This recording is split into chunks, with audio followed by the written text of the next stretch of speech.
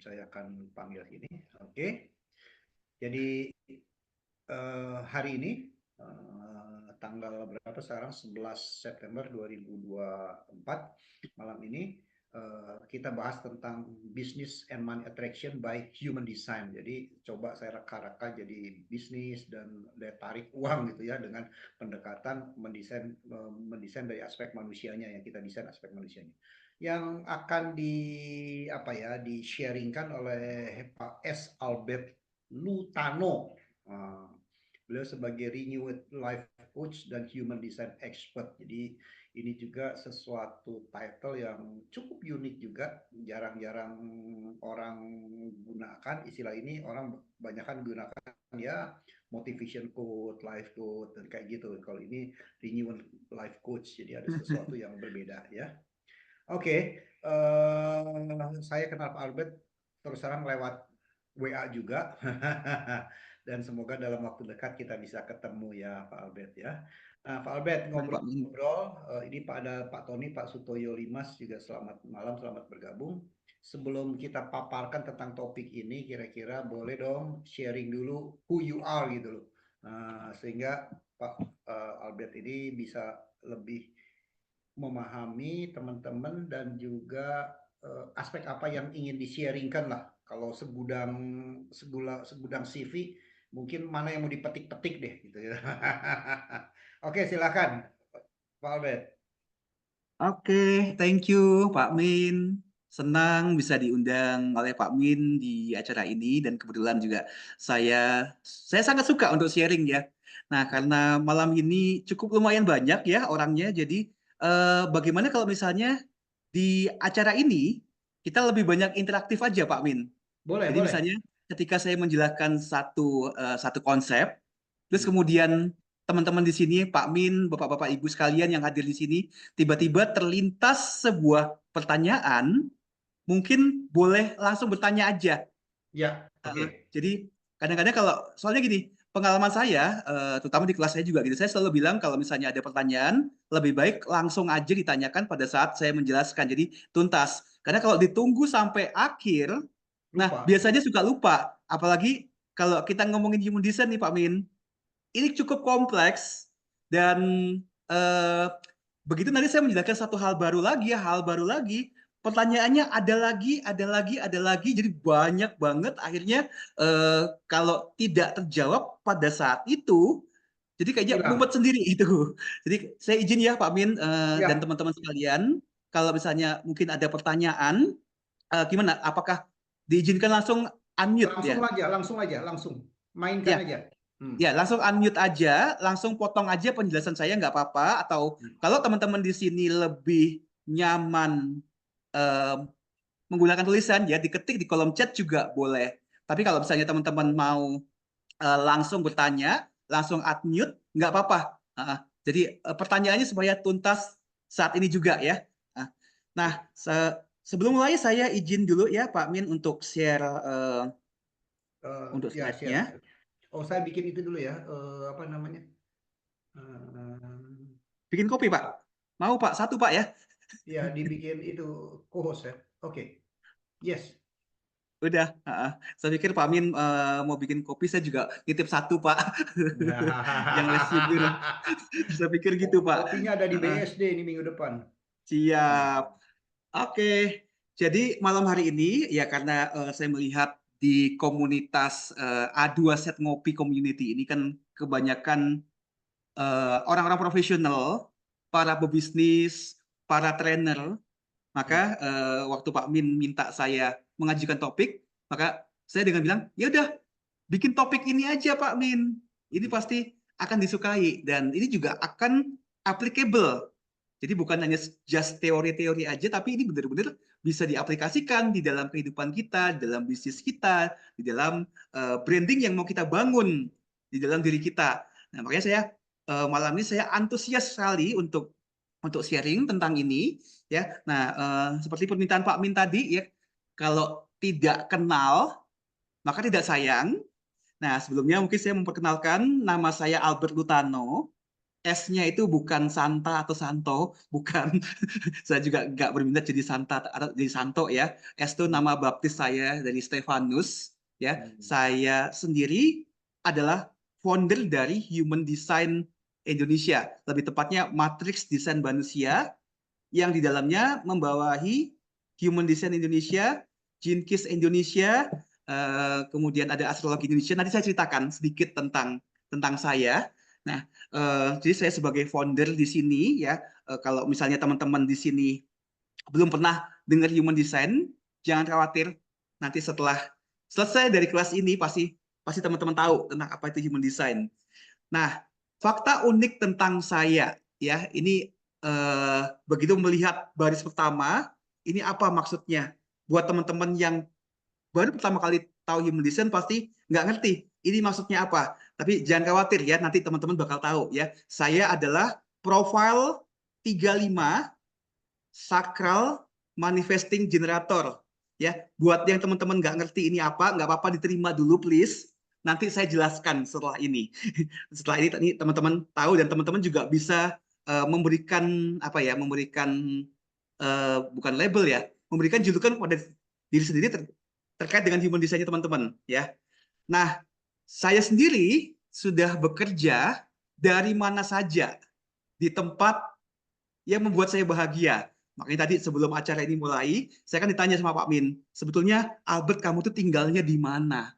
Saya bilang sekarang ini saya tinggal di 3 kota, ya.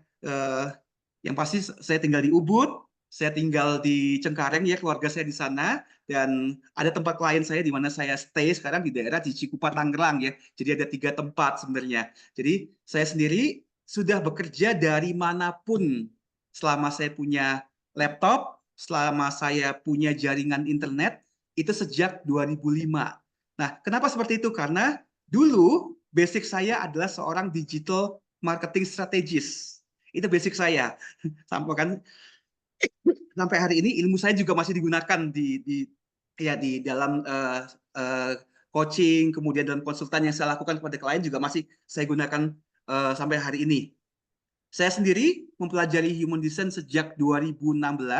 Jadi ini udah masuk tahun ke-8 saya mendalami terkait Human Design. Saya sudah menulis beberapa buku terkait dengan Human Design, astrologi, kemudian ada lagi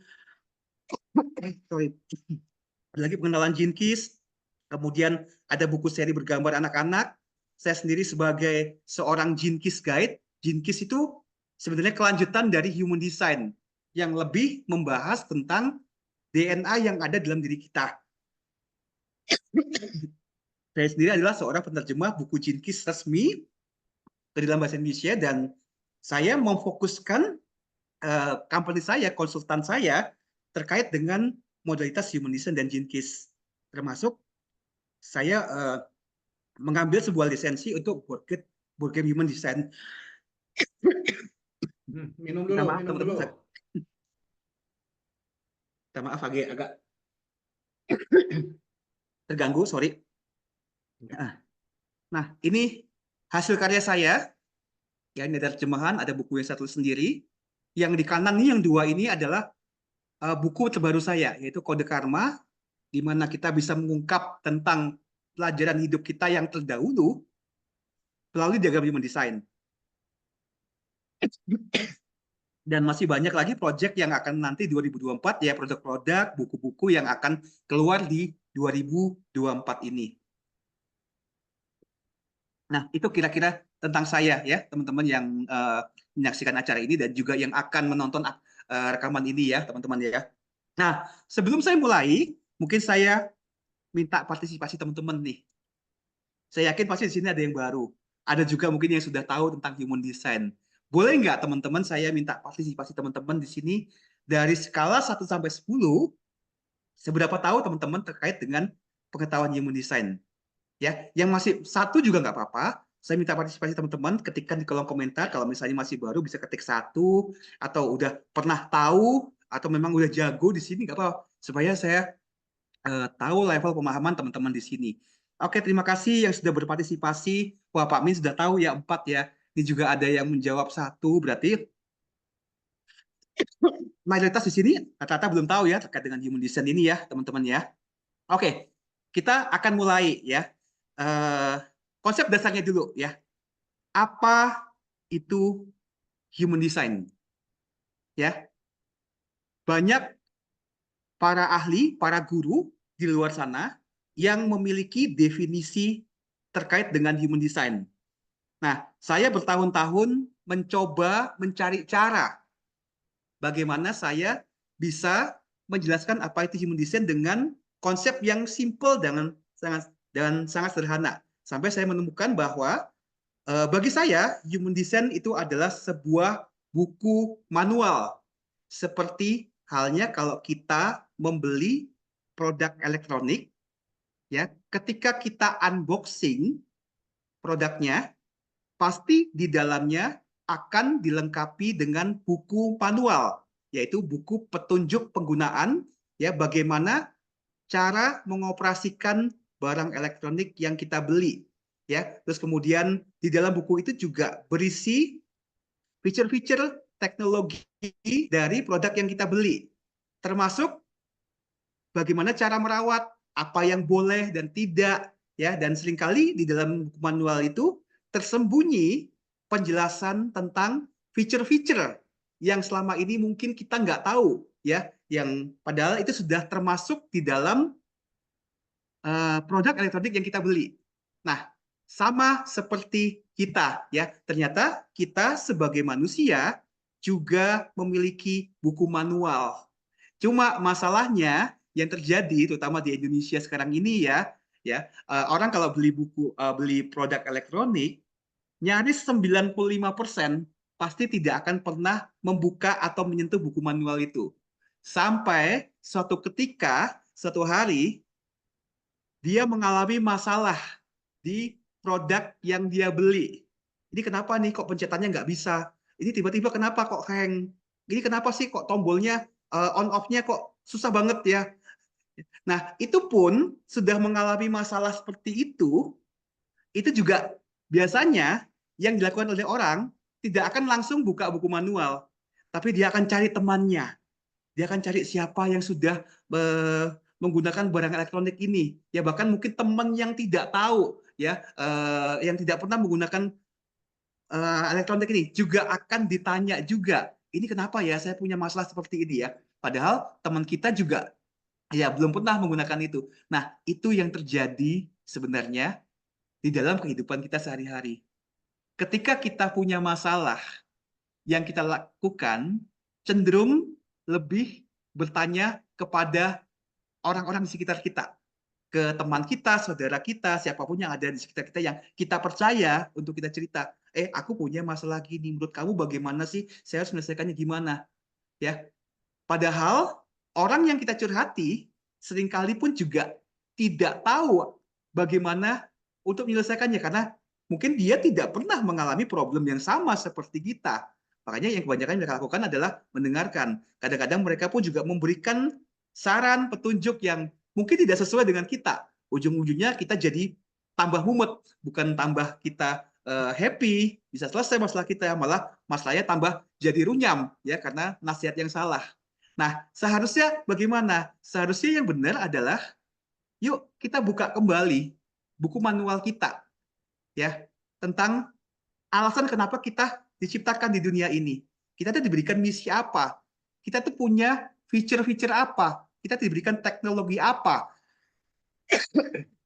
Karena semuanya itu sebenarnya sudah ada di dalam diri kita. Kitanya aja yang tanda kutip malas untuk mempelajari kembali tentang siapa diri kita. Padahal semua yang kita butuhkan di dalam hidup ya untuk menghadapi tantangan, masalah, ya tadi sempat ngobrol juga sama Pak Min. Human design ini bisa digunakan di semua lini kehidupan. Ke parenting bisa, ke masalah ke partnership bisa, untuk membangun perusahaan, meng-create branding semua ada semua di dalam buku manual kita. Kitanya aja yang malas untuk mencari tahu ya. Jadi kesimpulannya human design bagi saya adalah ini adalah sebuah buku manual yang berisi diagram mekanik yang menjelaskan bagaimana cara kerja kita. cara kerja tubuh dan jiwa kita, menjelaskan karakter, perilaku, termasuk juga alasan kenapa kita diciptakan dan pelajaran apa yang akan kita lalui di dalam kehidupan kita. Ya. Dan untuk bisa menemukan buku manual ini, maka yang dibutuhkan adalah menggunakan data kelahiran kita. Ya, jadi mencakup dari nama, tempat, tanggal lahir dan jam lahir kita. Itu yang digunakan untuk kita bisa membuat buku manual atau diagram human design kita. Ya, jadi maka di sini teman-teman, saya ajak teman-teman untuk masing-masing silahkan teman-teman membuat diagram human design masing-masing. Ya, websitenya adalah di www.humandesignindonesia.com. Atau teman-teman melihat layar ini, sesimpel teman-teman tinggal scan barcode aja, ya, menggunakan barcode yang ada di layar ini. Ya, nanti teman-teman akan diarahkan ke sebuah halaman. Ya, ini saya buka dulu ya, humandesignindonesia.com. Ya, teman-teman akan dibawa ke dalam sebuah form seperti ini, di mana teman-teman akan diminta untuk memasukkan data kelahiran. Jadi teman-teman silakan masukkan data teman-teman ya, misalnya saya masukin namanya Andi misalnya ya. Silakan masukkan tahunnya ya sesuai dengan data kelahiran teman-teman ya. Kemudian jika teman-teman mengetahui jam kelahiran teman-teman secara akurat, silakan masukkan ya. Data jam lahir ini biasanya kita akan temukan di surat kelahiran kita ya. Jarang yang di akte, tapi di surat kelahiran itu ada ya. Jadi karena jam ini sebenarnya cukup berpengaruh kalau teman-teman ingin mendapatkan hasil yang akurat, maka masukkan jam lahir yang sesuai. Tapi biasanya banyak yang bilang saya nggak tahu jam lahir saya, ya. Saya cuma tahu dari orang tua saya bahwa saya lahirnya menjelang subuh. Nah, itu teman-teman nanti bisa masukkan jam yang mendekati, ya. Tapi kalau teman-teman sama sekali tidak tahu, teman-teman bisa menggunakan jam 12 siang, ya. Ini tempat lahir, tinggal dimasukkan.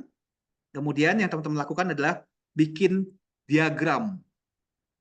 Ketika teman-teman bikin diagram, maka tampilannya akan muncul seperti yang teman-teman lihat di layar ini. Ya, sebuah chart, sebuah diagram ya. Nih kalau teman-teman lihat gini, ini apa maksudnya, tenang teman-teman ya. Sebentar lagi saya akan jelaskan satu persatu ini apa. Ya, kenapa ini seperti ini? Ya, ini apa? Kenapa bisa seperti ini? Nah, pelan-pelan saya akan menjelaskan. Ya, tentunya mungkin saya tidak akan bisa menjelaskan secara lengkap semuanya karena di dalam diagram ini banyak sekali yang kita bisa baca tentang diri kita, ya, terkait dengan fitur-fitur yang kita miliki di sini. Ya, nah kemudian di bagian bawah ini teman-teman bisa mendownload penjelasan singkat dari diagram human design teman-teman sudah bikin ini. Ya, ada 3 halaman PDF gratis yang teman-teman bisa download. Nah, ini teman-teman bisa manfaatkan ya untuk pengetahuan awal untuk bisa mengerti human design teman-teman ya. Ini kalau sudah di-download, bentuknya munculnya akan seperti ini. Ya. Di halaman 2 ini ada singkat ya, tentu saja singkat ya karena nggak bisa semua di sini teman-teman ya. Masuk juga halaman 3, ini mengacu bagaimana tubuh dan pikiran kita didesain. Makanya di dalamnya ada pencernaan, ada kognisi, ada lingkungan yang cocok bagi tubuh fisik kita, bagaimana pikiran kita didesain. Ya, ini semua ada di sini. Sampai di sini, apakah teman-teman merasa terlalu cepat? Ataukah sudah ada pertanyaan cukup, sampai di sini? penjelasannya cukup. Oke, cukup ya. Saya kembali ke slide ya. Jadi teman-teman sudah tahu ya bagaimana cara mendownload diagram human design. Nah, pertama saya akan ajak teman-teman untuk memahami bagian dari diagram desain manusia yang kita miliki.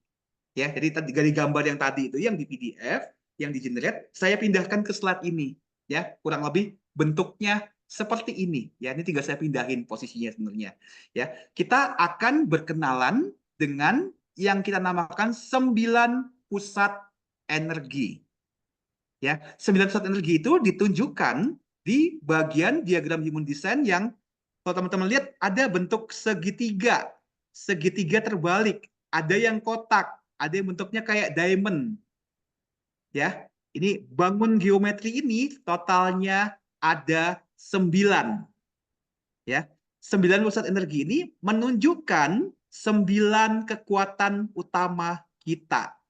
Seringkali saya menyebutnya dengan 9 area genius, 9 area brilliant yang ada di dalam diri kita.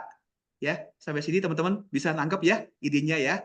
Nah, jika teman-teman melihat pusat energinya teman-teman atau 9 area ini kan ada yang berwarna. Ada yang berwarna, ada yang putih. Nah, kebetulan kalau di Human Design Indonesia, warna yang saya gunakan hanya warna merah dan hitam. Ya, sama tentunya putih ya. Kalau nanti teman-teman menggunakan website, aplikasi Human Design di luar sana, warnanya bisa macam-macam. Jadi teman-teman jangan bingung dengan warnanya.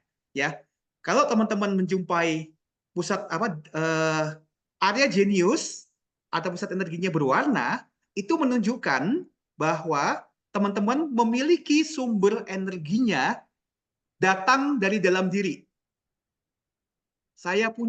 Saya memiliki potensi tersebut, ya. Apapun warnanya, mau merah, kuning, hijau, tapi kalau teman-teman menjumpai pusat energinya berwarna putih, artinya teman-teman akan menyerap energi ya sesuai dengan fungsi dari diagram ini masing-masing dari lingkungan sekitar kita. Ya. Kita akan menyerap dari orang yang berada di sekeliling kita. Jadi itu konsep dasarnya pusat energi yang berwarna dan yang putih. Berwarna kita punya. Dan itu akan terlihat dengan jelas di dalam diri kita bahwa kita punya itu. Tapi kalau putih, kecenderungannya kita akan menyerap energi yang berasal dari luar diri kita. Kita nggak punya, tapi kita akan menyerap. Nah, itu maksudnya ya terkait dengan 9 pusat energi. Nanti saya akan kembali lagi ke sini ya. Kemudian di dalam setiap pusat energi atau area genius ini, teman-teman akan menjumpai ada angka-angka di dalam sana. Ya, kalau teman-teman perhatikan di sini ya, di setiap pusat energi ada 9 area genius ini ada angka. Nah, angka itu kita menyebutnya dengan istilah gerbang energi. Angka ini mewakili 64 kode DNA yang ada di dalam tubuh kita. Jadi di dalam tubuh kita punya kode DNA, ya, kode DNA nomor 1, kode DNA nomor 2, 3 sampai dengan 64. Dan di setiap nomor-nomor ini itu kita akan memiliki potensi yang berbeda. Kita akan memiliki perilaku yang berbeda di dalam diri kita. Ya, tergantung nanti pusat energi apa yang gerbang energi apa atau kode energi apa yang aktif di dalam diri kita. Ya, sampai sini teman-teman nangkap ya idenya? Ya, jadi angka adalah kode DNA yang kita miliki dalam diri kita. Nah, pertanyaan berikutnya yang pasti akan teman-teman tanyakan lagi adalah, nah itu Albert, kok ada angka yang keluar pipa warna hitam? Terus ada juga angka yang keluar pipa warna merah. Di sisi lain, kok ada pipa juga yang warnanya belang-belang merah dan hitam? Itu maksudnya gimana? Oke, secara sederhana, ya, kalau teman-teman menjumpai nomor kode DNA teman-teman ada pipa keluar warna hitam, maka pemahamannya adalah itu adalah potensi kekuatan, ya, talenta yang teman-teman sudah sadari, teman-teman sudah kenali, sudah sadari, dan teman-teman sudah gunakan itu di dalam kehidupan sehari-hari.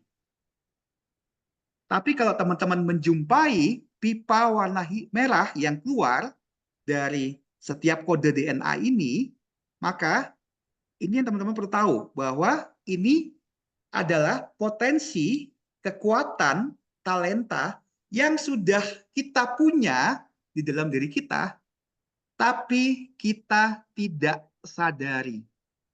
Sedangkan orang lain di luar diri kita melihat bahwa kita punya potensi dan kemampuan itu. Ketika dikonfirmasi, kitanya denial. Enggak, saya nggak punya kemampuan itu. Ya Pak Min, saya tuh nggak bisa apa-apa Pak Min. Saya ini remah-remah rengginang. Dan Pak Min bilang, enggak Albert, kamu tuh kekuatan kamu di sini, ini. Enggak Pak Min, saya nggak punya itu. Siapa yang bilang seperti itu? Ya, itu pengertian perbedaan antara hitam dan merah. Nah, kalau belang-belang gimana? Kalau belang-belang, ya itu kita consider bahwa itu sebetulnya warnanya hitam. Sesuatu yang kita sudah paham, sesuatu yang kita sudah sadari terkait dengan potensi yang kita miliki. Nah, kira-kira seperti itu. Nah, gerbang energi atau angka-angka ini, saya seringkali menyebutnya dengan istilah bakat penunjang. Nah, itu bahasa saya. Nah, ketika nanti teman-teman menjumpai ada dua angka, dua gerbang yang tersambung satu dengan yang lain, misalnya contohnya kalau kita lihat gambar ini ya, ini ada satu, ini nggak terlalu jelas angkanya, tapi ini 25 dengan 51, ini yang ini ya, ini hanya satu-satunya, ya dua angka yang terhubung menjadi satu pipa, ini yang kita sebut dengan istilah jalur potensi atau channel. Ya, disebut channel karena kayak membentuk sebuah terowongan. Ya, nah dua angka yang nyambung ini yang dihubungkan dengan pipa, saya menyebutnya dengan istilah inilah bakat utama yang kita miliki. Oke, sampai di sini teman-teman dapat ya idenya ya. Saya sudah menjelaskan 3 bagian. 1, 9 area jenius kita ya yang diwakili oleh bangun geometri. Kedua, saya menjelaskan angka-angka yang ada di dalam setiap pusat energi yang saya sebut dengan istilah bakat utama, ya merupakan kode DNA kita. Satunya lagi yang kita sebut dengan channel, ya jadi dua angka yang nyambung satu sama lain, itulah bakat utama kita. Ini 3 bagian yang sudah saya jelaskan di sini. Nah, bagian yang keempat yang kita sebut dengan istilah 4 panah variabel. Yang mana posisinya ada di sebelah kiri dan di sebelah kanan body graph kita. Panah yang berada di sebelah kiri body graph itu menunjukkan bagaimana tubuh kita didesain. Ya, jadi misalnya contohnya kalau teman-teman sekarang lihat diagram human design teman-teman masing-masing ya. Panah yang di kiri atas yang ini kalau dia hadapnya kiri, maka dia adalah dominan otak kiri. Kalau panahnya hadap kanan, maka dominan otak kanan.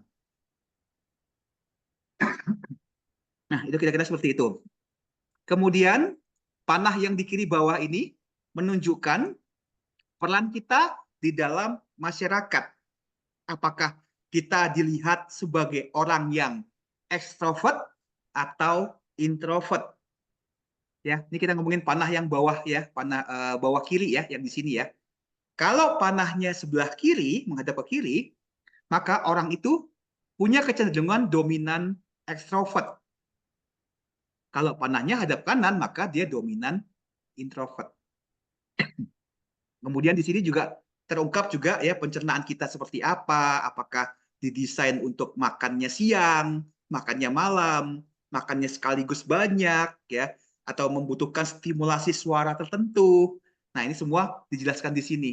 Nah, sedangkan yang di kanan ini lebih kepada bagaimana cara pikiran kita didesain ya, untuk melihat sesuatu, mempersepsi sesuatu dan juga bicara bagaimana pikiran kita didesain untuk menyelesaikan masalah dan tantangan yang ada dalam hidup kita. Ya. Nah, ini bagian utama dari diagram human design kita ya. Sampai sini mungkin ada yang mau ditanyakan dulu ya. Ini Bang Albert, kalau bagian-bagian tanda sederhana. panah itu ke kiri dan ke kanan bedanya apa ya? Kalau panahnya hadap kiri, kecenderungannya adalah aktif. Kalau ke kanan, kecenderungannya pasif. Jadi kalau aktif, logik, logik, logik. Ya kalau kita ngomongin otak ya, otaknya akan logik, logik, logik. Kalau hadap kanan, abstrak, abstrak, abstrak. Aktif, pikir, mikir, mikir. Tadi lagi, pasif, pasif, pasif. Nah, di sini akan menjelaskan cara kerja ini. Jadi, panah ini akan sangat peka terhadap jam lahir kita. Karena inilah yang nanti membedakan anak kembar. Misalnya kita ngomongin anak kembar ya. Anak kembar kan biasanya kan beda jam lahirnya ya kurang lebih ya kalau sekarang ya sekitar 3-4 menit ya atau kalau lebih lama bisa 10 menit. Kalau dulu ya kalau zaman dulu kan orang dulu kan lebih lama ya bisa 1 jam 2 jam. Nah di sini yang membedakan nantinya ya. Jadi kalau secara diagram dengan jam lahir yang mirip yang sama ya bentuknya kayak seolah-olah sama. Tapi panah ini yang membedakan. Makanya seorang bukan seorang ya bayi kembar ya perbedaannya akan terlihat di apakah dia lebih otak kiri otak kanan. Kemudian pencernaannya apa? Itu sudah beda semua. Beda jam lahir, maka bagian-bagian di dalam dirinya dia udah beda. Makanya anak kembar sifatnya bisa bertolak belakang, sifatnya bisa berbeda. Nah, kira-kira begitu. Teman-teman yang Oke. hadir di sini, mungkin saya kasih jeda sedikit ya. Saya khawatir saya terlalu cepat berbicaranya. Saya kasih Oke. jeda untuk teman-teman mungkin bisa mencerna. Silahkan kalau ada yang mau ditanyakan. Secara penjelasan sih cukup clear ya. Cuman mungkin kemampuan merekam informasinya. Nggak apa-apa. Saya cukup sabar, tenang aja. Jadi kalau misalnya teman-teman bingung, misalnya bilang, oh Albert kamu terlalu cepat menjelaskannya, boleh nggak kita kembali ke bagian yang ini? Nggak apa-apa, saya willing. Ya karena teman-teman, human design itu adalah passion saya dari kurang lebih 8 tahun yang lalu. Ya saya Oke. ilmu ini buat saya apa ya? Dan saya lihat bahwa ilmu ini mengubah banyak orang. Jadi saya akan cukup sabar untuk menjelaskan, tenang aja. Jadi kalau teman-teman ada yang merasa ketinggalan, bet saya nggak ngerti kamu tuh ngomong apa tadi. Oke, kita kembali ke bagian mana yang nggak ngerti. Yuk, kita simak masing-masing. Ya, eh sebentar. Hmm, sepertinya ada bagian yang saya lewatkan ya. Sebentar ya teman-teman ya. Eh, saya mau agak go deep dikit ngomongin 9 pusat energi ya. Ah, ini dia. Ini dulu deh. Saya ngomongin ini ya. Masih ngomongin pusat energi ya. Yang tadi saya sebut dengan istilah 9 jenius ya. Kalau kita ngomongin konteksnya untuk cari uang ya, cari uang, mendapatkan profit ya. Ini area kita di mana kalau kita tahu kita bisa gunakan untuk ya attract uang, attract peluang ya. Ya peluang, uang ya, mirip ya uang dan peluang ya. Nah, ini teman-teman ya. Nah, ini saya mau perkenalkan ke teman-teman. Inilah 9 pusat profit, 9 area genius yang ada di dalam diri kita, di dalam tubuh kita ya. Nah, kita lihat pasti pertama ya. Mulai dari yang paling atas, ini yang disebut dengan kepala atau pusat inspirasi. Ini adalah tempat keluar masuknya ide dan inspirasi. Ini ada di atas sini. Nah, silahkan sambil teman-teman lihat di chartnya masing-masing, jika di chartnya teman-teman bagian kepala ini warnanya putih, maka di area ini teman-teman akan cukup terbuka dengan ide dan inspirasi yang berasal dari luar diri. Jadi contoh saya kebetulan kepala saya ini putih. Jadi suatu hari kalau misalnya saya lagi ngopi sama Pak Min, Pak Min, saya punya ide. Pak Min mau denger nggak? Nah, ketika saya mengatakan ini, Pak Min langsung akan bisa mengatakan, but itu idenya bukan ide kamu kan sebenarnya kan? Pasti kamu dapat mau cerita ide ini, ya walaupun saya belum ngomong ya, pasti gara-gara tadi kamu habis diskusi sama Pak Anton kan? Atau kamu habis nonton Netflix, atau kamu habis baca buku, atau ikut seminar kan? Maka tiba-tiba kamu punya ide ini kan? Nah, sampai sini teman-teman dapat idenya. Ketika kita punya pusat energi, pusat profit, genius berwarna putih, kita akan mengambil, menyerap informasi yang berasal dari luar diri kita. Ya, jadi dengan area yang putih ini, ya, tadi ya, Pak Min saya punya ide, gitu. Dan memang ide itu tidak 100% original datang dari saya. Karena saya mengambil, saya meminjam, saya mendapatkannya dari luar diri saya. Nah, di grup ini kan kita ngomongin grupnya pengusaha nih ya. Kita tentunya mengerti bagaimana kita meleverage diri kita menggunakan ide orang lain. Menggunakan pemikiran orang lain. Menggunakan konsep orang lain untuk kita bisa gunakan sebagai keuntungan bagi diri kita, ya, terutama dalam hal kita membuat konsep bisnis, konsep marketing, atau sesuatu yang bisa menginspirasi bagi orang lain. Nah, itulah cara proses bagaimana kita bisa menghasilkan uang di sini.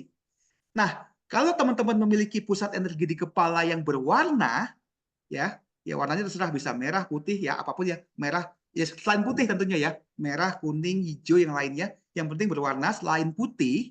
Artinya biasanya teman-teman akan memiliki sebuah pemikiran yang cukup fix, ya, karena sumber energinya ada di kepala, ya. Biasanya teman-teman akan memiliki ide-ide yang cukup original, datang dari diri, punya kemampuan untuk bisa menginspirasi orang lain, terutama kami yang punya kepala putih. Artinya, untuk bisa attract uang, bisa menghasilkan uang, yang teman-teman lakukan adalah menjual pemikiranmu, menjual idemu kepada kami ini yang putih. Karena kami yang putih ini kami nggak punya energinya dalam diri kita, kami butuh ide orang lain. That's why we will buy your idea. We will buy your inspiration. Itu konsep dasarnya seperti itu. Ya, dapat ya idenya teman-teman ya. Nah, berikutnya yang kedua. Yang kedua adalah yang kita sebut dengan pusat pikiran atau pusat analisa. Ya, tadi kan ide dan inspirasi datangnya kan dari kepala. Ya, inspirasi dan ide itu masih mentah. Makanya orang sering bilang ide itu murah. Ya, ide is very cheap. Yang mahal itu adalah eksekusinya. Ya, karena tugas dari pusat analisa inilah yang mengolah ide dan inspirasi itu, apakah itu layak nggak untuk dikerjakan? Ya, apa resikonya kalau kita jalankan ide ini? Butuh biaya berapa? Budget berapa? Siapa yang akan apa namanya, mengeksekusi ide ini? Nah, ini kerjaannya dari pusat analisa. Maka kalau teman-teman punya pusat analisa yang berwarna putih dalam dirimu, maka teman-teman akan cukup terbuka dengan konsep yang dimiliki orang lain. Teman-teman akan cukup terbuka dengan ya analisa yang diberikan oleh orang lain. Ya simpelnya, kalau bisa orang lain yang mikir, orang lain aja deh. Saya terima beres. I will buy your analysis. Saya akan beli hasilnya seperti apa. Itu konsep dasarnya seperti itu. Tapi pusat pikiran yang berwarna, maka otaknya akan selalu aktif. Mikir, analisa, analisa, analisa. Nah, that's why itu kita bisa gunakan untuk making money.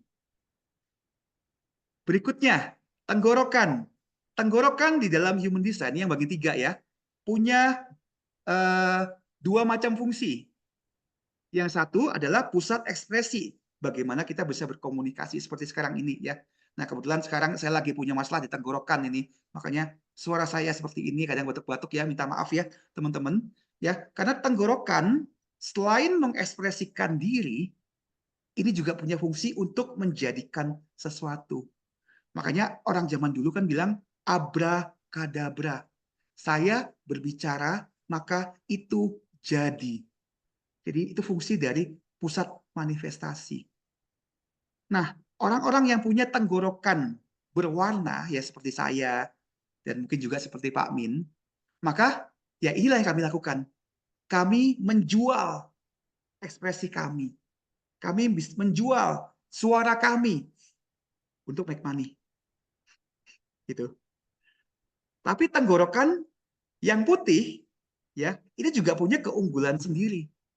Tenggorokan yang putih cukup peka terhadap hal-hal yang disampaikan oleh orang lain.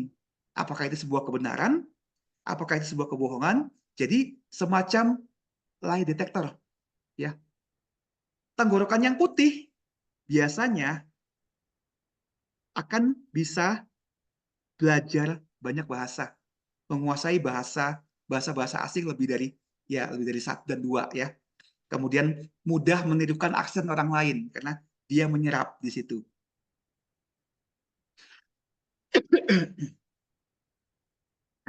Dan berikutnya yang kita sebut dengan yang bentuknya diamond ini, yang warna kuning teman-teman lihat di sini, ini adalah pusat energi jati diri. Ini tentang identitas, tentang kepemimpinan, tentang suara hati nurani. Ya, ini beberapa orang, kalau teman-teman saya di Bali ya, bule-bule itu bilang ya, this is our G self, tempat di mana kesadaran tertinggi kita berada. Kalau saya bahasa saya agak religius sedikit ya, karena saya backgroundnya dari Katolik ya, maka saya bilang ini adalah tempat di mana Roh Kudus tuh tinggal di dalam hati kita, yang memberikan petunjuk, memberikan pedoman. Makanya G-Self ini yang kuning ini seringkali disebut dengan pusat cinta, karena dia mampu membagikan cinta kepada orang lain, mampu memberikan direction, arahan kepada orang lain. Jadi kalau teman-teman memiliki pusat jati diri yang berwarna, maka dirimu langsung akan terlihat punya kepemimpinan yang kuat, yang mampu bisa membimbing, mengarahkan orang lain. Ya, dan tentu saja ya dalam hal tertentu kayak gini kita bisa cas ke orang. Ya, karena itu adalah sumber uang bagi kita. Sementara kalau yang putih ya ya lebih akan ngikut, yang mengikuti bimbingan yang diberikan oleh orang yang jati dirinya berwarna. Kemudian, Bu Albert, boleh yes, ini potong dulu. Nah, ini contohnya kuning. Kalau ada orang lain juga mungkin warna di luar kuning ya, bisa hijau, bisa biru begitu? sama Pak. Prinsipnya Sama kalau ya. berwarna, pokoknya warnanya selain putih ya. Hmm. Jadi maunya kuning, merah, hitam, hijau. Karena nanti di setiap diagram Indonesia bisa beda-beda ya, tergantung yang bikin. Yang penting intinya gini, kita hanya melihat apakah dia berwarna ataukah dia putih. Hmm. Jadi Warna warna nggak hijau, warna masalah, biru tidak pengaruh ya apapun ya, nggak pengaruh meaningnya Pak. sama ya. Yes, Oke, oke. yes, itu konsep dasarnya. Hmm. Nah, saya lanjutkan ya. Nah, yang segitiga kecil sebelahnya ini adalah pusat energi di ego. Sesuai dengan namanya, kalau misalnya egonya berwarna, langsung terlihat teman-teman yang egonya berwarna, maka udah jelas egonya kuat, keinginannya kuat. Kalau saya ingin capai sesuatu, saya ingin sesuatu harus ada sekarang. Itu ego berwarna. Ya, ego berwarna ingin menunjukkan kepada 2, ini loh, inilah dunia seharusnya, ya kan? Nah, saya suka joke gini, Kebetulan ego saya putih, ya, ego saya putih. Let's say kita anggaplah Pak Min punya ego yang berwarna, ya kan? Nah, kita sebagai sama-sama pemilik bisnis nih, contohnya ya. Saya sebagai pemilik ego putih ya. Let's say kita bilang besok itu adalah hari terakhir besok itu hari terakhir akhir bulan nih ceritanya ya. Saya sebagai pemilik ego putih, saya akan ngomong ke tim, yuk kita meeting hari ini. Kita akan bahas kenapa bulan ini kita tidak capai target. Supaya ini tidak terulang lagi di bulan depan.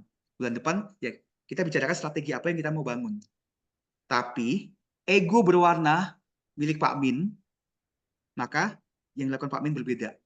Pak Min akan bilang sama tim, besok adalah hari terakhir di akhir bulan, ya. Tim, sales, ya, marketing, pastikan besok kita akan capai target kita. Kita mati-matian harus capai. Ya, buat saya, ego putih saya akan bilang, udahlah, nggak mungkin lah tinggal 1 hari, ngapain dikejar lagi, lu capek-capekin aja deh. Mendingan kita duduk bareng, kita pikirkan apa yang kita lakukan supaya kita bisa lebih baik bulan depan. Tapi ego berwarna mengatakan, enggak, kita masih punya waktu. Walaupun hanya beberapa jam, kita pasti capai target. Nah, gitu. Itu perbedaannya. Ya kan? Ego yang berwarna akan punya gengsi yang cukup tinggi. Dia akan cukup bangga dengan dirinya karena dia tahu bahwa dia bisa capai.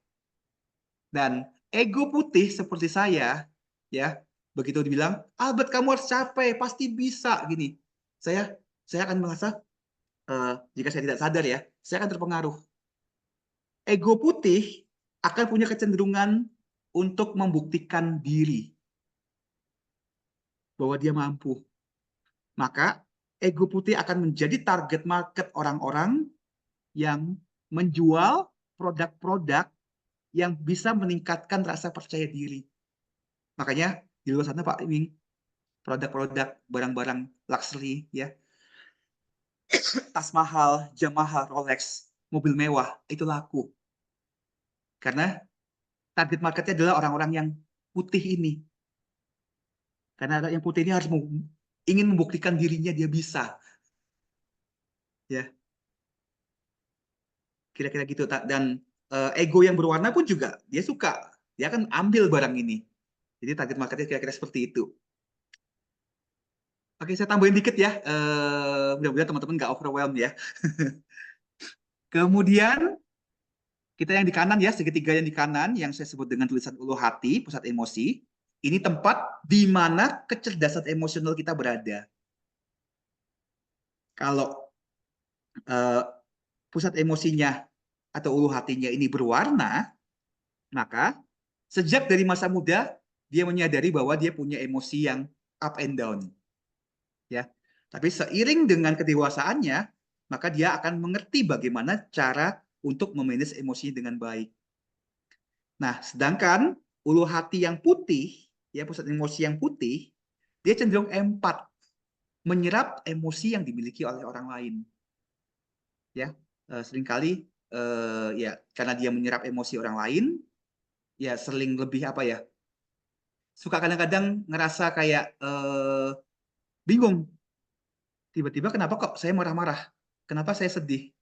Karena dia menyerap emosinya orang. Nah, itu kira-kira gitu. Nah, kemudian kita ke kiri, ini yang disebut dengan pusat energi di sakral yang di tengah-tengah ini ya. Ini adalah pusat di mana energi terbesar dalam tubuh manusia berada, yang disebut dengan sakral, pusat energi sakral, pusat energi seksual. Ya, pusat di mana inilah energi penciptaan, kreativitas itu berada di dalam diri kita. Nah, jadi kalau misalnya kita memiliki sakral ya yang berwarna, nah ini biasanya adalah orang-orang yang punya energi besar ya, yang kalau orang bilang kayak nggak ada capeknya dari pagi sampai malam. Ya kayak hari ini, walaupun saya lagi sakit, udah beberapa sesi nih hari ini, tapi saya masih sampai sekarang saya masih strong. Ya mungkin dari muka kelihatan capek, tapi saya masih tetap semangat di sini karena saya melakukan apa yang saya sukai. Nah, ini yang kita bisa gunakan untuk menghasilkan uang sebenarnya kalau kita punya energinya di sini. Nah, kemudian yang di kiri ini adalah limpa. Ini adalah pusat energi yang mengatur intuisi kita, firasat. Ya, limpa yang berwarna akan cukup peka intuisinya terhadap hal-hal yang terkait dengan survival, bahaya. Ya, misal contohnya nih, saya contoh kita yang habis dulu ya, kita berada dalam sebuah ruangan nih, contohnya. Misal Pak Min punya pusat intuisi yang berwarna, nih misalnya ya. Saya belum pernah lihat chatnya Pak Min terus terang. Nah, amit-amit nih, kita lagi ngumpul nih ya, seruangan. Amit-amit gempa, goyang nih. Kebetulan saya punya limpa saya ini putih. Dan saya tahu Pak Min punya limpa yang berwarna. Maka, dengan kejadian gempanya, saya tinggal ngeliatin Pak Min. Kalau Pak Min tetap diem duduk di situ, dia bilang, gempa, tapi nggak apa-apa nih kayak sebentar.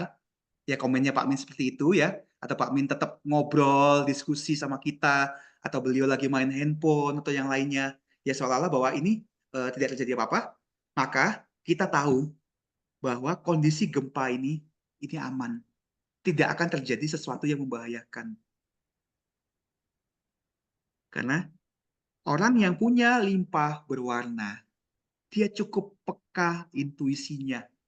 Dia bisa mengenali kondisi-kondisi berbahaya, termasuk mengenali resiko-resiko yang ada di dalam sebuah bisnis. Dia cukup peka mengenali orang-orang tertentu yang mungkin punya hidden agenda. Orang-orang tertentu yang punya niat buruk. Bisa dia cukup peka di situ. Dia tahu bahwa there is something wrong dengan orang ini. There is some like the hidden agenda that tersembunyi hiding in dalam dirinya. Dia cukup peka. Nah, sedangkan limpa yang putih ya, ini cukup peka terhadap kondisi kesehatannya orang lain. Ya, walaupun dia nggak ngomong, kok aku ngerasa kayak dia ini kayak lagi sakit ya. Tidak ada apa dengan ini, ya. Dan yang terakhir yang disebut dengan paling bawah ini, pusat energi kuda-kuda, ya, ini adalah tempat di mana adrenalin manusia berada. Tempat bagaimana tindakan kita diciptakan di sini, yang paling bawah ini. Nah, orang yang punya kuda-kuda berwarna, biasanya dia adalah orang yang nggak bisa diam. Ya, kalau misalnya dia kan bilang, kalau aku hanya duduk diam, kalau aku hanya rebahan, aku kayaknya sedang menghabiskan waktu dengan percuma. Kayak saya buang-buang hidup ya. Jadi harus ada sesuatu yang dia lakukan, dia kerjakan supaya dia merasa bahwa hidupnya berarti. Ya, ini kalau kuda-kudanya berwarna. Sedangkan kalau yang putih ya, dia lebih santai biasanya. Dia lebih bisa menikmati ya ada waktunya rebahan-rebahan. Ya, yang membedakan kuda-kuda yang berwarna lebih tahan terhadap tekanan dari luar, terhadap stres dibandingkan yang putih. Nah, ini konsep dasar. Ini kita baru ngomongin 9 pusat energi loh ya. Masih banyak yang lain ya. Jadi kalau saya kembali ke depan ya. Nah, bagaimana cara kita bisa attract uang menggunakan desain kita ya, terutama diagram human design kita. Nah, saya mengambil quote yang diberikan oleh si Rumi bahwa segala sesuatu sebenarnya yang kita cari itu sudah ada di dalam diri kita. Apapun yang kita butuhkan sebenarnya sudah ada dalam diri kita. Tapi seringkali kita mencarinya di tempat yang salah.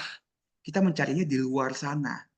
Nah, human design pada intinya adalah mengajak kita untuk melihat apa yang kita punya di dalam diri kita. Apa yang kita bisa berikan kepada dunia ini, value apa yang kita bisa bagikan ke dunia ini, sehingga kita bisa make money. Dan itu berasal dari sesuatu yang otentik yang kita punya di dalam diri kita. Karena kita tidak akan mungkin bisa memberi dari ketidakadaan. Kita tidak akan mungkin bisa make money kalau kita tidak punya sesuatu, dan sebenarnya kita sudah punya dalam sini, ya. Nah, ini adalah perbedaan antara true self dan not self kita, ya. Berdasarkan konsep human design, ya, kalau kita ngomongin soal uang, ya,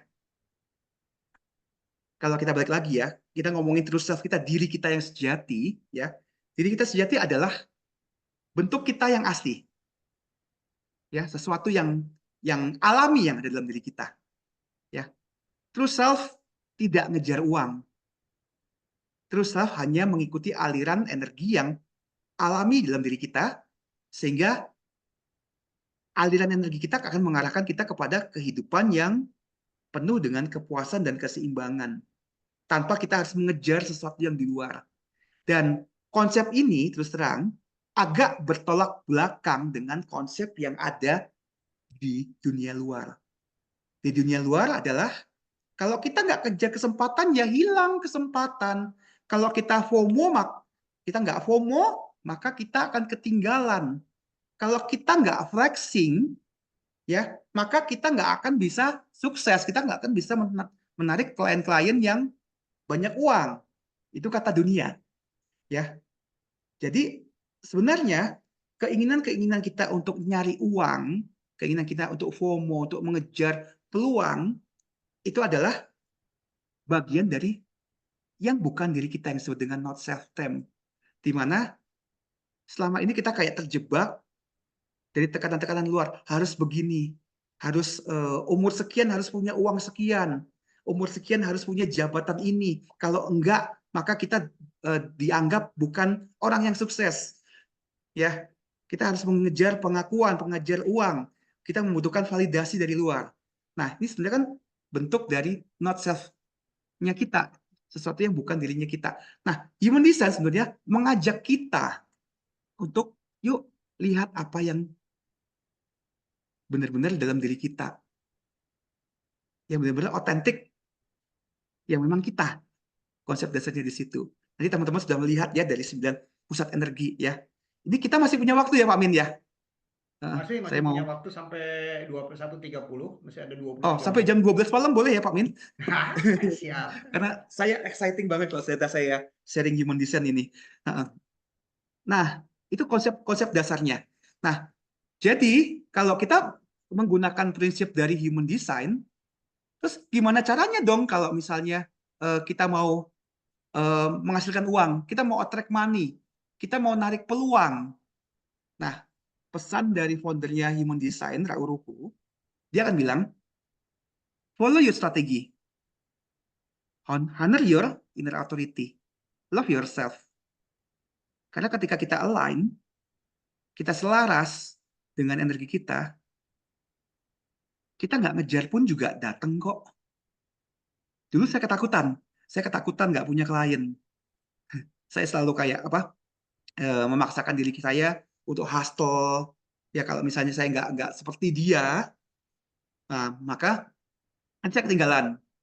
Saya dulu orang yang saya selalu compare diri saya dengan orang lain. Kok dia bisa ya? Kok dia bisa punya privilege? Yang akhirnya yang muncul adalah ya iri hati, sesuatu yang kayak membuat saya nggak happy itu. Dan terus terang sampai sekarang saya juga masih ada ya, masih ada rasa itu ya, tetap karena kita sebagai manusia juga kita punya seperti itu. Ya. Nah, kenapa saya suka human design ini? Karena kita akan mencari apa yang kita mau itu dalam diri, bukan lagi kita mencari yang di luar sana. Dan seperti yang saya bilang tadi ya, semuanya itu ada dalam diri. Ya, jadi mengikuti apa yang disampaikan sama si Rauru ini ya. Follow your strategy, honor your inner authority, love yourself. Ini konsep dasarnya kalau kita mau make money. Nah, di slide berikutnya saya akan memperkenalkan teman-teman 5 tipe energi yang ada di dalam human design. Ya, itu yang tadi penjelasannya kenapa kita bisa dibilang, oh saya adalah manifesting generator. Oh saya generator, saya proyektor ya. Saya eksekutor seperti yang teman-teman lihat di dalam kalau teman-teman bikin chart ya. Nah, ini yang saya mau perkenalkan karena Raurus sendiri bilang follow your strategy. Karena strategi itu selalu melekat pada tipe human design kita. Jadi ibarat kalau kita ngomongin tipe human design, tipe itu adalah kita itu kendaraan apa. So, dengan masuk follow your strategi, strategi di sini adalah bagaimana cara kita mengoperasikan kendaraan kita dengan cara yang benar. Ya, karena ketika kita mau mengoperasikan mobil, ya, antara mobil listrik dengan mobil manual, ya saya masih ingat dulu, ya papa saya punya Kijang kapsul, ya di compare dengan mobil kita hari ini, ya HRV, mobil-mobil yang computerized, mobil-mobil listrik, ini cara mengendarainya kan juga udah beda, ya. Kalau Kijang-Kijang kapsul yang zaman dulu, kalau mau nyalain mesti starter dulu, dicolokin dulu, bahkan dulu untuk apa namanya, untuk buka jendelanya sih masih inget dulu, ya, mesti diputar-putar dulu. Ya kan? Kalau hari ini kan mobil yang udah otomatis kan nggak gitu lagi kan, ya. Nah, setiap kendaraan, setiap dari kita punya caranya masing-masing untuk mengoperasikan. Dan ini dia. Saya memperkenalkan satu persatu. 5 tipe energi dari human design. Yang pertama, yang kita kenal dengan tipe kereta api atau bahasa human design-nya adalah manifestor. Ya. Jadi saya menggunakan archetype ini untuk tujuan supaya kita mudah untuk memahaminya. Ya, jadi orang-orang manifestor, ya, bayangin aja kalau udah manifestor ingat kereta api. Nah, kenapa kereta api?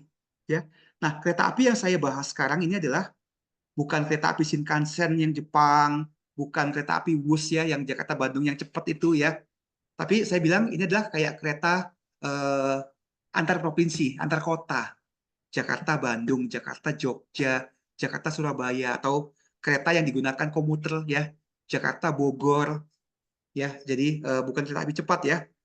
Nah, kalau teman-teman di sini adalah tipe manifestor, bayangin aja kereta api itu dirimu ya. Nah, kenapa seperti itu? Kereta api ketika dia sedang berjalan menuju ke sebuah tujuan, pasti dia akan selalu berjalan sendirian. Ya, kita tidak akan pernah melihat ada kereta api, misalnya kereta api jurusan Jakarta Semarang misalnya contohnya. Ya, berangkat dari stasiun Gambir, itu kereta api jejeran dua-duaan, jalan bareng dari Gambir ke Semarang. Kita nggak akan pernah melihat itu. Kereta api selalu jalannya sendirian. Maka orang-orang tipe manifestor ketika dia mengejar impiannya, mengejar targetnya atau goalnya, dia seringkali akan beroperasi dengan sendirian. Itu tipikal manifestor.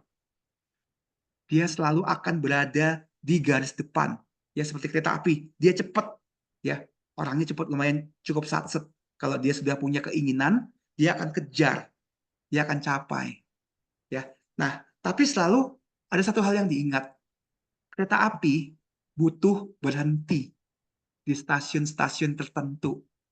Ya, ini menunjukkan bahwa seorang manifestor dia tidak punya energi yang konsisten yang bisa terus-menerus dia gunakan untuk ngejar.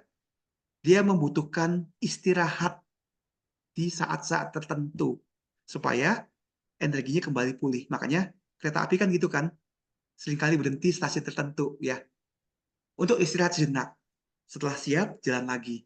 Ya, jadi kalau teman-teman manifestor, ingat energi kalian nggak besar. Ya, untuk kalian bisa mencapai sebuah tujuan, seringlah berhenti untuk beristirahat. Ya, karena kalian adalah seorang serigala penyendiri, seorang lone wolf yang suka beraktivitas semua sendirian karena kalian mandiri. Ya, nah cara mengoperasikan kereta api kalau teman-teman adalah seorang investor, ya ingat kereta api kalau mau berangkat, mau jalan, yang dilakukan adalah dia akan membunyikan fluid.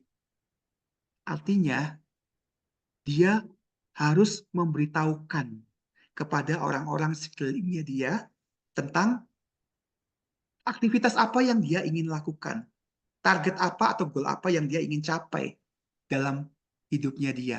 Supaya orang-orang di sekelilingnya dia memberikan dia kebebasan untuk berkarya dan bekerja. Ya, kereta api kan juga sama ya. Kalau mau jalan dia bunyiin. Dia mau ngasih tahu, gue kereta api nih. Aku kereta api jurusan Jakarta, aku mau pergi ke Bandung. Ya, aku mau berangkat nih sekarang. Guys, ya, tolong jangan ada yang ada di rel saya. Ya, karena kalau saya sudah jalan, saya nggak bisa berhenti. Saya nggak punya rem. Ya, saya punya rem darurat, tapi kalau saya rem darurat itu ditarik, saya nggak bisa langsung berhenti. Ya, jadi siapapun yang menghalangi jalan saya, memblokade jalan saya di depan, saya pasti akan tabrak. Nah, itulah seorang manifestor. Maka sifat alaminya dia tidak mau dibatasi, dia tidak mau dihalangi. Ya, kalau dia dibatasi, dihalangi, dia akan marah dan dia akan tabrak semua orang. Dan kemarahan manifestor itu cukup dahsyat. Itu. Maka kalau dia punya goal, jangan lupa kasih tahu, sharing. Karena manifestor itu tipe tukang bobat alas. Seorang inisiator yang selalu berada di garda depan. Contoh manifestor adalah Pak Ahok. Ya, kita lihat beliau adalah ya hebat ya, hebat dia bisa ngatur Jakarta, tapi dia punya emosi yang meledak-ledak. Dia selalu di depan. Dia selalu menjadikan dirinya sebagai apa ya, sebagai eh, apa kalau kita ngomong tuh, sebagai sasaran tembak. Dia nggak peduli, ya kan? Yang penting tercapai tujuannya dengan cara apapun dia akan ini. Nah itu contoh-contoh manifestor. Tuh, Pak Ahok tuh kelihatan banget. Ya manifestor yang lain tuh Pak Sandiaga Uno. Cuma kalau Pak Sandiaga Uno kan dia lebih agak-agak kalem ya. Dia di situ. Tapi yang paling kelihatan manifestor tuh ya itu Pak Ahok. Ya dia cepat berada di depan ya. Selalu menjadi seorang inisiator, menjadi pembuka jalan. Nah itu. Dan jangan halangin. Ya Pak Ahok kalau dihalangin kan ya udah marah dia. Gitu kan langsung ya itulah ya yang sudah pernah terjadi. Kira-kira gitu. Ada teman-teman di sini yang hadir di sini atau yang menyaksikan acara ini nanti yang manifestor? Ada? Boleh tahu? Kalau ada, boleh ketik huruf M di bawah ya. Ada kalau punya teman saudara yang manifestor ya, boleh sharing ini ke teman-teman yang lain ya.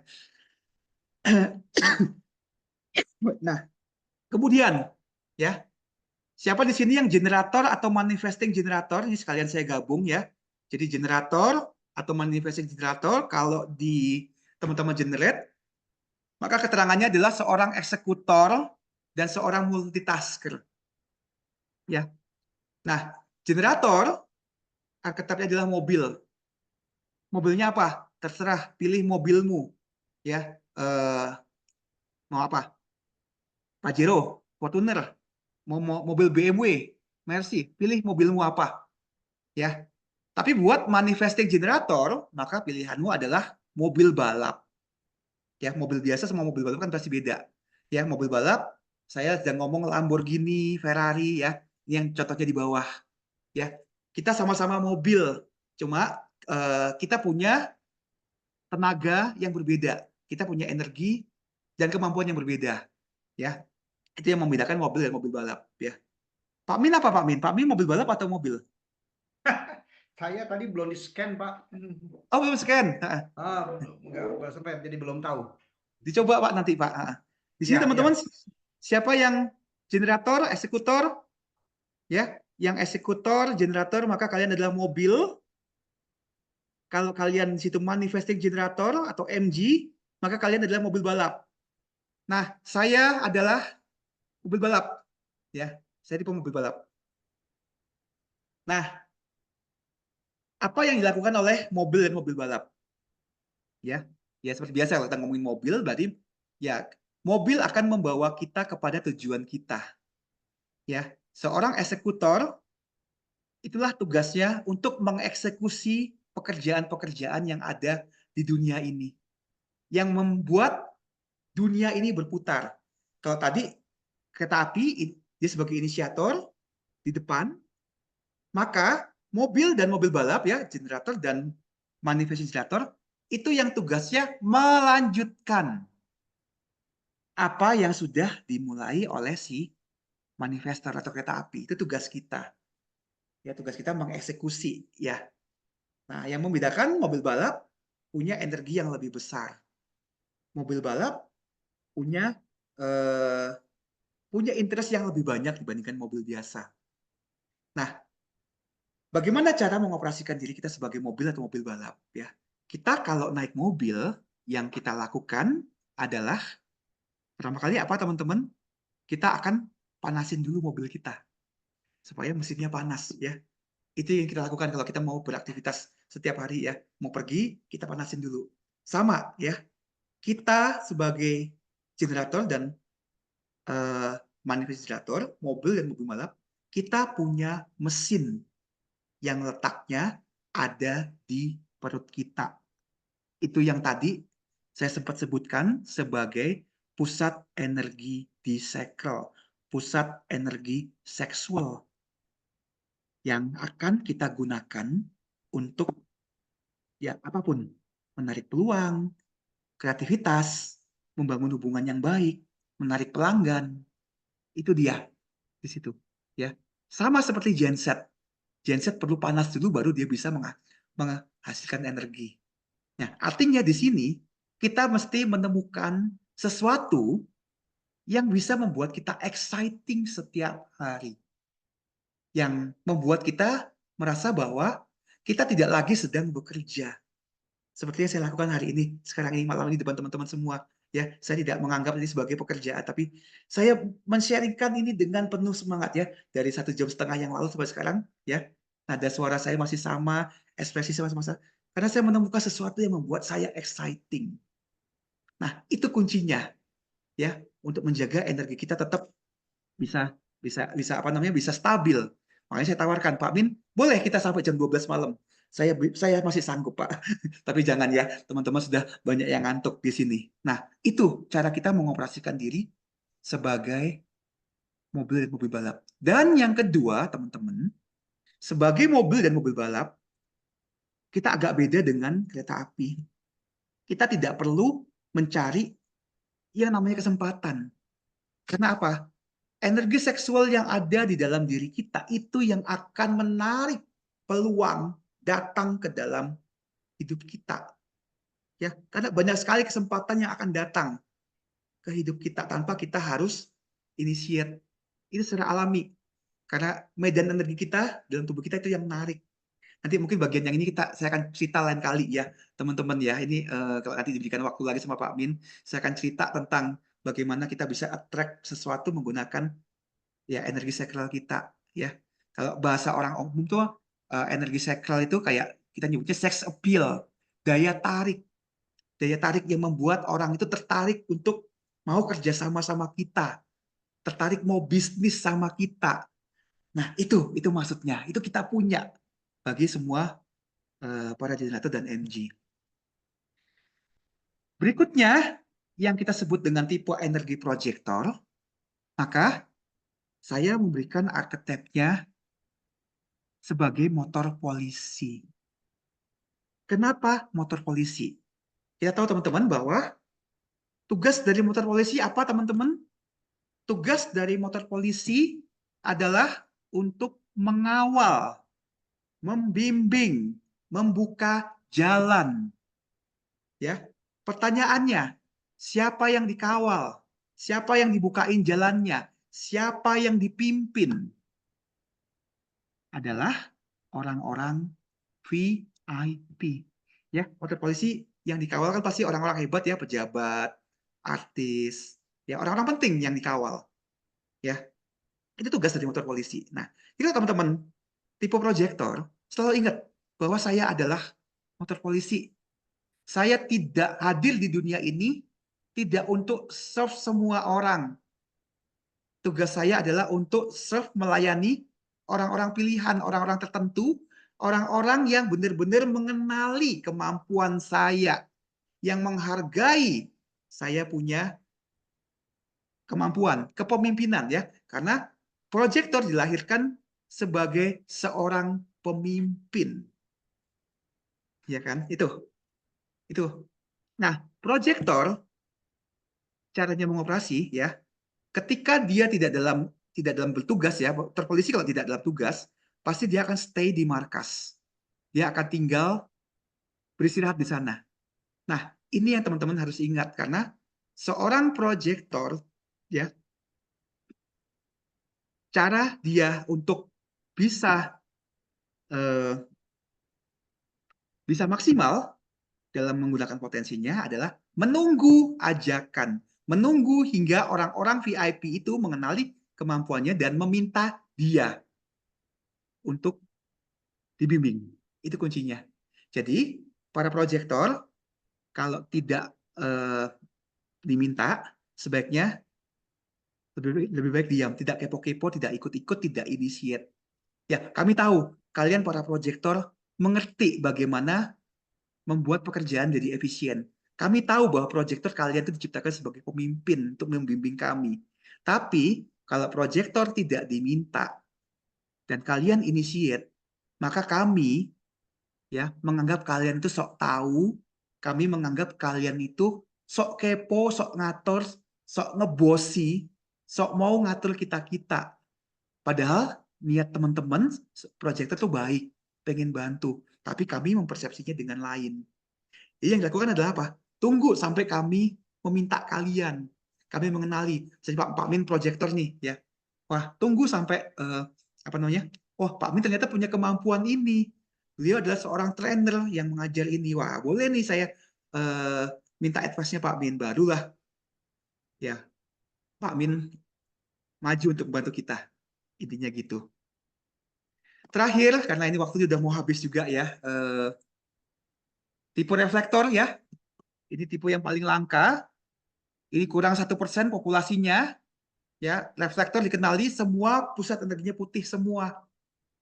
Ya, sama seperti sepeda listrik. Kita tidak pernah akan melihat sepeda listrik itu ya berkendara di jalan tol atau di jalan-jalan protokol ya di Selipi, Gatot Subroto nggak ada ya, karena itu bahaya. Reflektor caranya mengoperasikan dia butuh tempat yang aman dan nyaman bagi dia untuk dia bisa berkarya dan mengekspresikan diri. Ya, reflektor karena dia putih semua, maka dia akan cukup peka, cukup sensitif dengan kondisi orang lain. Dia bisa dengan cepat mengenali masalah. Dia bisa dengan cepat tahu apa yang dialami orang tersebut. Maka reflektor perannya adalah menjadi seorang penasehat, menjadi seorang yang bijaksana untuk memberikan advice kepada orang lain. Nah, kira-kira seperti itu terkait dengan 5 tipe. Kira-kira gitu, Pak. 5 ya?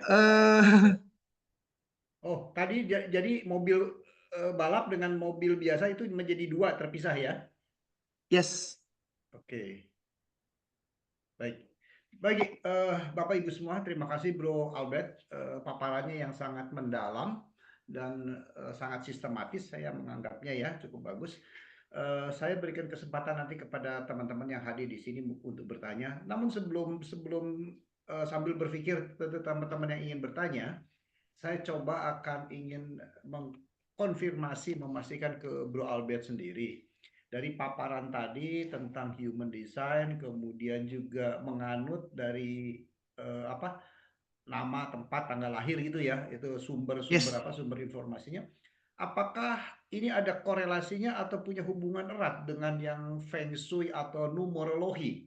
Karena saya kan sempat juga hadir di Zoom ini, ada numerologi, ya ilmu tentang angka dan kemudian juga Feng Shui. Kan ujung-ujungnya ya bermain dengan apa nama tempat tanggal lahir itu. Gimana nih Yes. kira-kira Bro Albert? Ya. Ya, beda modalitas saja, Pak Min. Kalau numerologi itu basicnya adalah menggunakan angka, Iya, karena iya. itu ditemukan oleh Pitagoras. Iya, iya betul. Dan kalau kita ngomongin numerologi ya, ini khusus khusus untuk numerologi ya. Nah, biasanya yang dianalisa adalah tanggal lahir kita dan nama kita tentunya ya. Nah, Iya, kalau iya. tanggal lahir kita, nah ini yang sedikit membedakan human design ya, human design dengan numerologi. Nah, ini yang mungkin saya perlu tunjukin ke teman-teman di sini ya. Hmm. Human design menggunakan dua macam tanggal lahir. Jadi contohnya tadi ya, misalnya Andi, lahirnya 12 Juni 74, jam sekian misalnya. Nah, teman-teman perhatikan, ada tanggal desain. Tanggal desain ini adalah 3 bulan sebelum kita dilahirkan. Ketika kita masih berada di dalam kandungan. Nah, kenapa ada tanggal desain ini? Tanggal desain ini memberitahukan kita pada saat jiwa kita masuk ke dalam tubuh, itu membawa sebuah potensi dan bakat tertentu. Dan ini di level yang dalam tercermin di semua area yang berwarna merah di dalam diri kita. Maka kenapa di Human Design Indonesia saya hanya menggunakan merah dan hitam. Hitam ini adalah dihitung berdasarkan tanggal lahir kita, merah dihitung dari 3 bulan sebelum kita dilahirkan. Ini membentuk desain diri kita. Jadi ada desain tubuh, jadi unconscious-nya kita, unconscious mind actually is our physical body, sama jiwa kita. Nah, itu maksudnya. Jadi kalau kita ngomongin numerologi, ya numerologi hanya menganalisa desain dari jiwa kita. Ini, makanya yang digunakan nama sama tanggal lahir. Jadi agak sedikit berbeda modalitas. Mungkin tujuannya sama Pak Min, tapi berbeda di situ. Kemudian kalau kita menyebut Feng Shui, ya Feng Shui itu kan bagian dari ilmu-ilmu Chinese metafisik. Sedangkan ilmu Chinese metafisik itu ada banyak ya. Feng Shui itu mewakili bicara soal ini, ruang. Ya, jadi bicara soal denah rumah, posisi meja kita kemana, tempat tidur kita mana, itu ruang. Nah, biasa kalau di Chinese metafisika ada lagi yang kita sebut dengan istilah Pak Ce, tulisannya basi. Nah, basi menggunakan perhitungan dari Chinese. Jadi tanggalan Chinese. Jadi itu melibatkan ada 5 unsur, ada itu. Tanah, Jadi kayu, hidup, api, oke. Ya, ada 5 unsur, kemudian ada ngomongnya tentang apa sio 12 sio kita. Jadi 12 sio ditambah 5 unsur jadi 60, itu Pak Ce. Terus nanti ada juga yang namanya Ciwe. Ciwe itu adalah astrologinya Chinese. Jadi ada bintang ungu, apa tuh istilahnya? Saya lupa. Saya sendiri Chinese KW, jadi nggak hafal juga bahasa Cina-nya, susah. Jadi susah. Kalau Pak Min tanya, apakah human design ini sama nggak dengan Pak Ce, dengan ini? Prinsipnya mungkin sama-sama menggunakan tanggal lahir, sama-sama juga menghitung. Nah, cuma menghitungnya dari sisi yang berbeda. Kalau human design ini ada astrologi barat yang dilibatkan.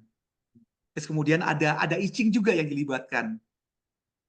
Jadi beda perhitungan aja sih Pak Min. Oke. Seperti Pak itu. Albert, tapi boleh show slide yang tadi ditarik, yang hitam merah tadi. Ada satu pertanyaan yang menggelitik kalau begitu. Yes. Oke, menggelitik ya. Ini? Yang barusan, yang hitam merah barusan yang logo. Ya, ini Pak. Belum muncul. Nah ini, oke. Di sini kalau merah tadi kan tubuh. Betul. Dihitung dari 3 bulan sebelum tanggal lahir gitu ya. Yes. Merah. Sedangkan yang hitam adalah berdasarkan perhitungan tanggal lahir persis. Yes. Tadi disebutkan juga bahwa roh itu, jiwa itu adalah masuk menyatu. Roh itu adalah ketika 3 bulan sebelum lahir kan. Ya. Baru ada jiwanya gitu, detak jantungnya itu loh, ketika di USG itu. Bukankah jiwanya itu sendiri adalah adanya sebetulnya di gini, merah? saya jelaskan dari awal ya Pak ya. Saya izin mungkin minta ya maksimal 5 menit lah, nggak lama. Ya, kita ngomongin dari awal Pak. Proses konsepsi. Kita ngomongin dulu pertemuan antara sel telur dengan sel sperma. Iya. Jadi menurut human design ya di dalam sel sperma itu ada istilah kita nyebutnya kristal. Kita gampangnya ngomongin kristal deh. Nah, pada saat bertemunya sel telur dengan sel sperma, kristal yang ada di dalam sel sperma itu pecah menjadi 2 bagian. Iya. Yang pertama itu yang disebut, kita nyebutnya magnetic monopole. Magnetic monopole itu menempati pusat energi jati diri kita. Yang which is ini adalah sebenarnya cakra jantung kita.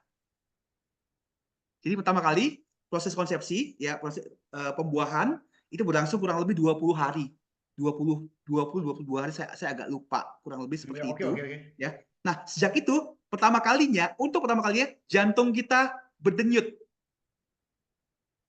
Nah, itu adalah kerja dari magnetic monopole atau tanda kutip kita menyebutnya sebagai sang roh, sebagai sang Atman, sebagai sang pemberi kehidupan. Kalau orang Bali kan menyebutnya sang Atman ya.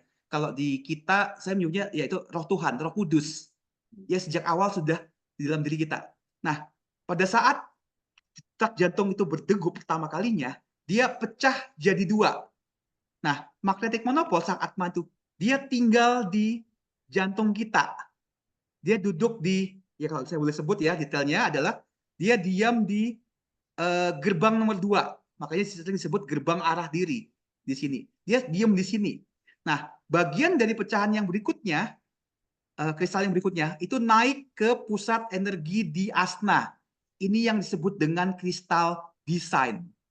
Nah, magnetic monopole atau sang roh, sang Atman ini memberikan perintah kepada kristal design ini untuk membentuk organ-organ tubuh kita. Bentuk paru-paru, bentuk tangan, bentuk darah, bentuk jaringan. Nah, itu dikomando oleh si Atman, si roh di sini. Jadi roh sudah ada sejak awal pada saat proses pembentukan janin kita. Nah, sampai satu titik ya, proses pengembangan janin kan ini jadi nih, udah lengkap, udah mulai lengkap semua. Nah, itu dihitungnya adalah kurang lebih 89 hari sebelum kita lahir. Nah, kristal design kasih laporan kepada roh. Atman, magnet monopol, semua pembentukan sudah lengkap semua. Dan kemudian yang dilakukan oleh sang roh ini, dia mengirimkan sinyal ke angkasa, mengundang jiwa untuk masuk. Jadi jiwa itu belakangan, Pak. Jadi jiwa itu tadi di tanggal ini, di tanggal desain ini. Dia masuk di sini. Nah, ini sebenarnya ada ceritanya juga, Pak. Kalau Pak Min pernah dengar upacara 7 bulanan. Ya. Jadi di Indonesia itu kan banyak tradisinya. Atau kalau di bule, mereka menyebutnya dengan istilah baby shower. Jadi sebetulnya itu kayak semacam celebration ya bagi kita manusia, bilang, tubuh udah lengkap semua. Akhirnya jiwa bisa masuk ke dalam tubuh kita dan mari kita rayakan, mari kita bersukaria bahwa ini sudah lengkap semua dan akhirnya jiwa sudah hadir di dalam diri kita menjadi 3 kesatuan, 3 in 1 ini di dalam diri kita. Jadi jiwa masuknya di tanggal desain ini. Sedangkan di awal desain tubuh dengan apa namanya? Desain tubuh dan roh itu sudah ada sejak awal. Nah, setelah itu proses kelahiran. Jadi pada saat jiwa itu masuk, dia membawa print dari desain tubuh ini. Nah, sebetulnya ini kan menggunakan energi planet, tapi ini lain kali saya jelasin. Tapi intinya pada saat jiwa masuk ini dia membawa serta, ya, jadi mengaktifkan misalnya kode DNA nomor 36, nomor 6, 11, 12 dan seterusnya. Itu dibawa pada saat tanggal desain ini. Tanggal desain yang di bawah ini, 13 Maret 74 ini. Nah, kemudian proses kelahiran. Ya, proses kelahiran. Nah, pada saat bayi pertama kali menghirup nafasnya, nafas pertamanya dia, jadi bukan pada saat dia keluar, dia menghirup udara pertama. Nah, kalau di human design kita menyebutnya, udara ini mengandung yang dinamakan dengan partikel neutrino. Nah, neutrino itu yang membawa energi tertentu, imprint tertentu, programming tertentu ke dalam diri kita. Maka itulah yang menghasilkan bagian yang hitam ini. Oke. Kira-kira gitu, Pak, gambarannya. Ya, luar biasa ya. Itu ceritanya, Pak. Oke, kelihatan sangat Apakah ada yang ingin bertanya? Kalau ingin bertanya, saya hanya berikan kesempatan satu penanya saja. Di sini ada selamat malam Pak Yusuf Lukito, Pak Sutoyo, Pak Tony, Pak Ete. Oke. Oke, nggak ada, mungkin kita kelihatan mesti memperdalam ini, atau setidak-tidaknya saya perlu dipotret juga sama Pak Albert kira-kira. Karena saya Ya tadi Pak, dengan senang hati. nggak ngikutin itu karena mempersiapkannya. Baik, Pak Albert, thank you very much untuk presentasinya yang luar biasa, yang saya terinspirasi lah, dan juga memulai ada sebuah koneksitas tentang disebut human design itu setelah ya tentunya sesi ini, walaupun mungkin pendalamannya masih membutuhkan waktu lagi ya, tapi setidak-tidaknya yang tadi 4 tuh skornya ya sudah naik jadi 7 lah mungkin. Iya Pak. Pemahamannya ya mungkin kedalamannya tentunya perlu belajar cukup lama lah, saya yakin sekali.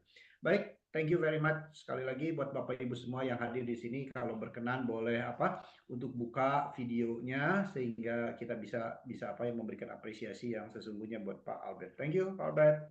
Thank Thank you very you Pak much. Min, thank Oke. you teman-teman. Terima kasih. Mohon maklum ya bahwa saya agak tenggorokan tadi, ada gangguan sedikit. Tapi terima kasih sudah Oke. diizinkan sharing di sini dan semoga bermanfaat. Luar biasa. Oke, Terima saya close ya. kasih. Luar biasa. Thank you. Ya, terima kasih semua teman-teman. Bye-bye. Bye.